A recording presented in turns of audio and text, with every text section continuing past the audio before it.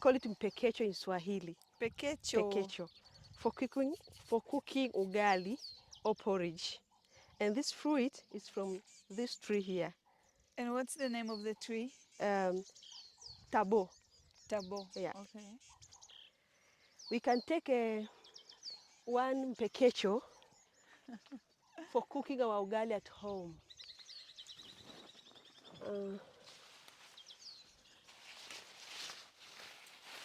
Let me choose a good one.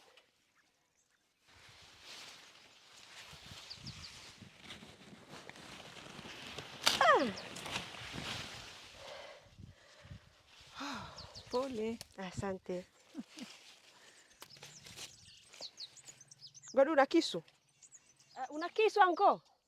We are looking for a knife. Yes, I need a knife for cutting this so that we can use perfectly. So we're trying to cut it because we're on the road and we don't have a knife. So we're trying in local way. So nowadays people just buy it, yeah, in the market. We buy for 500 shillings or whatever. Yeah, it's enough. It's good enough. So you can cook Asante ugali. sana. Yes. This we buy in the market and we use to cooking ugali like this.